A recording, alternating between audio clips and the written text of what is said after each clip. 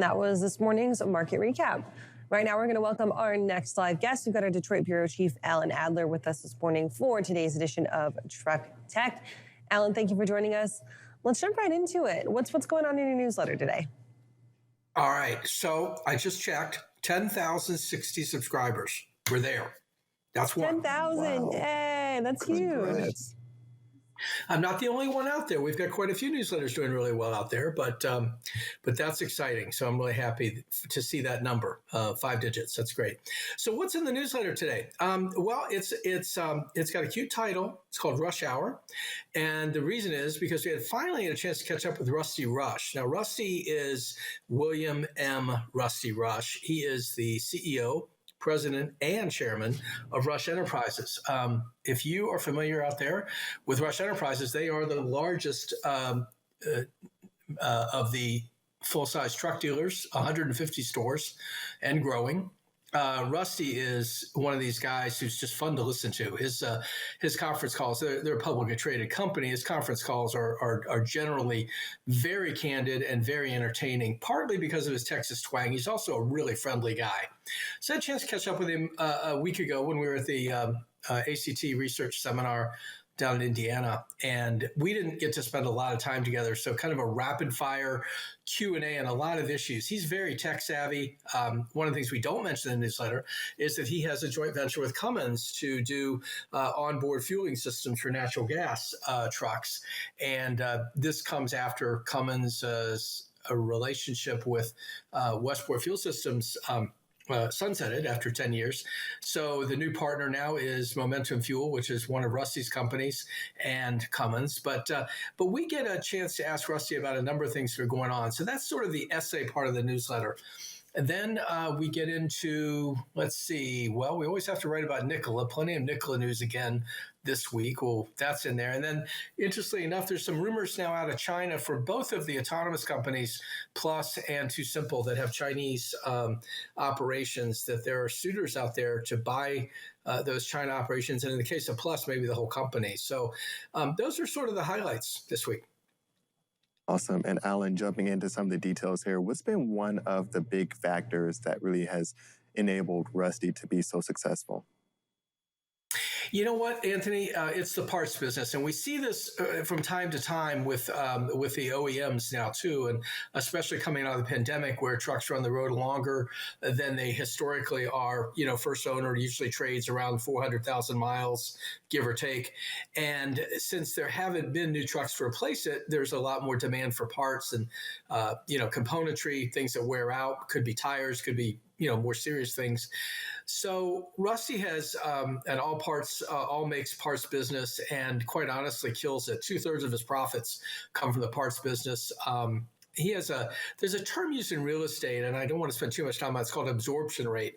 He has incredibly high absorption rates for throughput, if you will, of the business, the parts business, especially. He told me, he said, we do parts and service for a lot of companies that we don't sell trucks to, that is, they're, he's got 600 technicians, on the mobile technicians, plus all of the stores, that have service operations. So yeah, he makes some money selling new trucks, and he's got a little better than 6% market share of Class 8 truck sales in the country. But, the parts business has been really, really good to him.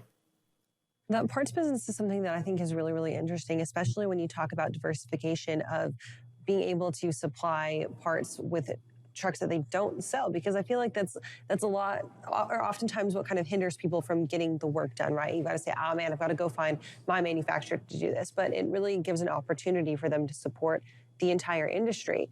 Have they talked about kind of what has been their most successful, I guess, kind of make model, or where they're looking at going with bringing in new equipment or looking at different technological advances?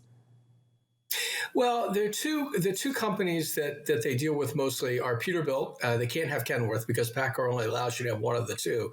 So they have Peterbilt, and they've had Peterbilt longest. Back in the 2000s, they got into selling Navistar International products as well, because they got to the point, as Rusty was explaining to me, that they had more than 30% of Peterbilt sales, and that is kind of a tail wagging the dog story, where the manufacturer probably doesn't want one seller to have 30% share of their product. You can see why that might be an issue. So they expanded it in Navistar. It's interesting that, Rusty's had comments all along during the Navistar takeover by Traton Group out of Germany. And, he feels it's a very good thing that, Navistar now has a corporate parent and has the resources to keep up in some of the technologies that are now coming, becoming the things we talk about really every week: autonomy and electrification and things like that, decarbonization. So, he's got a couple good ones there. He's got a few others that he deals with, but, he's able to service Freightliners, and he can service Volvos and things like that. And so that's helping that old absorption rate, in terms of being able to be really efficient. And one of the things, I guess, that really he has his finger on the pulse on with the entire industry is going to be the used trucks. Did he say anything around his outlook or the current conditions of the used truck market? Yeah, that's not really positive either. We've seen prices start to come down, right? Certainly at auction and starting to fall at retail. Rusty said he's down about 25% in price since February. He expects another 10 to 15 points percent, if you will, to drop. But what's going to happen ultimately is used trucks are going to be more expensive than they used to be. And that's because new trucks are so much more expensive. He did talk a little bit about, what's happening in the Class 8 market. He referenced the ACT Research bringing its estimate for next year's retail sales down to, I think, 228,000 from, was it 243,000? And he said, 24 is going to be a rough year, then 25 and 26 are going to be hot years because of pre-buying ahead of emissions regulations. Are going to cost, 15,000 or more per truck. I think more than that, really, to get some of the new emissions technology in place. And so people will buy existing model trucks to get ahead of that because they'll be essentially grandfathered in. They'll be able to run those trucks on current technology. So, but all in all, I think he sees a really robust business, even in maybe a down year in the middle there, but he's feeling pretty good about the business. I think that's interesting for sure. And I love that that's kind of the meat and potatoes of this Truck Tech newsletter. Alan, really quickly before we let you go, I want to touch on that news that you mentioned with both Too Simple and with Plus, and kind of what's going on with the rumor mill, as you call it, spinning. Does that going on have anything to do with kind of the way that their shares and their stock has gone the last few weeks or a few months, that is?